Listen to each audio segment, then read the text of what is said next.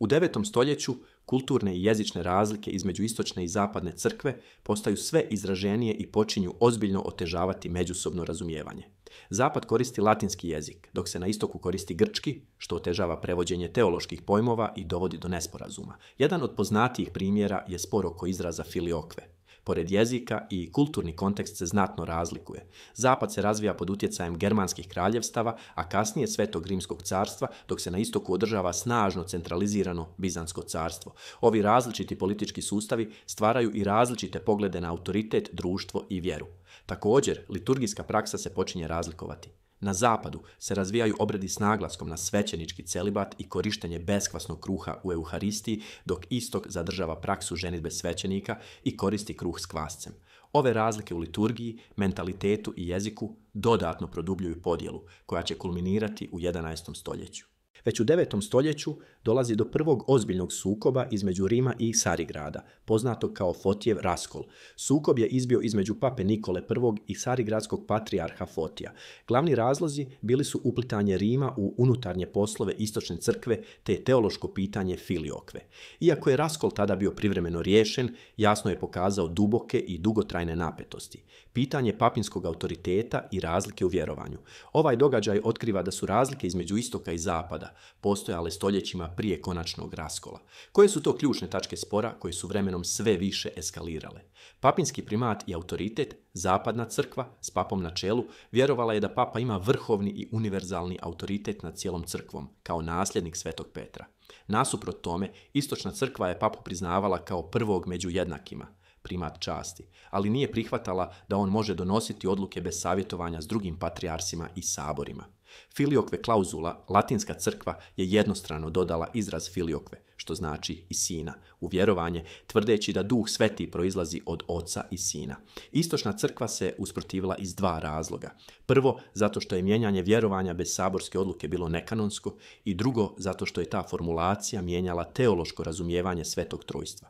Liturgijske i disciplinske razlike, iako manje teške, ove razlike su dodatno produbljivale jaz. Na zapadu se u Euharistiji koristio beskvasni kruh, dok je na istoku korišten kruh s kvascem. Razlikovali su se i običaji oko posta, celibata svećenika, pa čak i načina brijanja brade.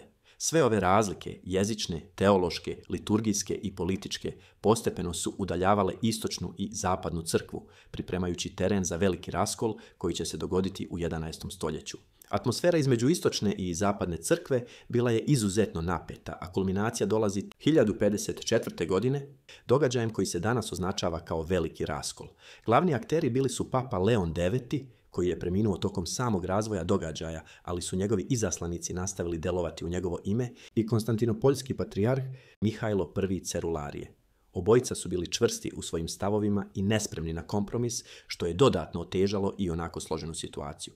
U pozadini sukoba nalazili su se i politički problemi u južnoj Italiji, gdje su Normani osvajali teritorije koje su dotad bile pod kontrolom i Bizanta i pape.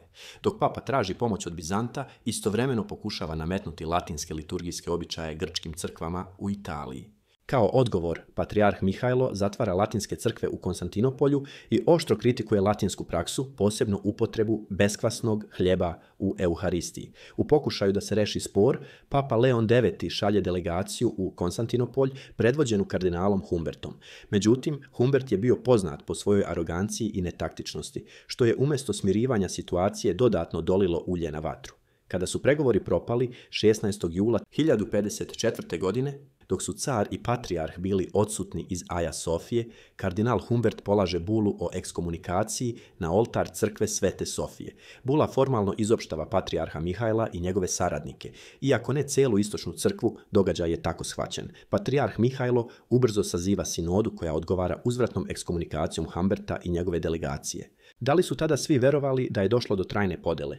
Ne nužno. Slični raskoli su se dešavali i ranije i uspevali su da se prevaziđu. Ključni događaj koji je potvrdio raskol bio je 4. križarski rat 1204. godine, koji je prvobitno bio planiran kao pohod na muslimanske teritorije u Svetoj zemlji, posebno Egipat i Jerusalim, završio je tragično za odnose između istočne, pravoslavne i zapadne katoličke crkve. Umjesto da se ujedine protiv zajedničkog neprijatelja, križari sa zapada su izvršili napad na Konstantinopolj, srce vizantijskog, istočnog hrišćanstva. Šta se desilo? Vizantijski princ Aleksije IV. Traži pomoć križara da se domogne prestola i za uzvrat obećava novac i uniju crkava. Kada to nije mogao ispuniti, situacija izmiče kontroli. Konstantinopolj je brutalno opljačkan. Križari su 3 dana pljačkali, palili i uništavali grad, uključujući mnoge svetinje, crkve i manastire.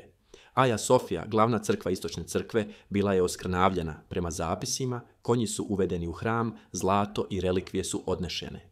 Uspostavljena je takozvana latinska carevina sa latinskim carem i patrijarhom, što je istočna crkva vidjela kao otvorenu agresiju i pokušaj da se nasilno nametne katolička vlast.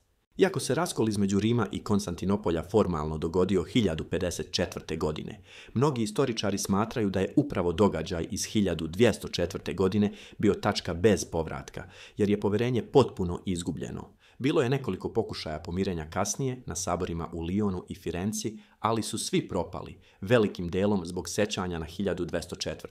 Iako je Vizantija povratila Konstantinopolj 1261. godine, nikada se nije u potpunosti oporavila.